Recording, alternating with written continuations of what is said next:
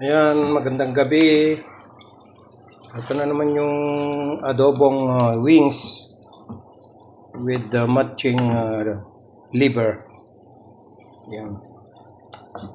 Hapunan guys. For today's video, adobong pakpak, pek-pek at saka yung patay. Ayan, masarap na guys. Halina't kumain. Tikman ang masarap na ulam. Ayan. Parang lang din yan. Yung tiwala mo sa tao, tiwala mo magluto, masarap ka magluto, yung hindi nagsasawa, hindi tulad ng mga taong may mga budol kasing tao. Yan, kagaya niya rin yan. Sarap. Thank you for watching.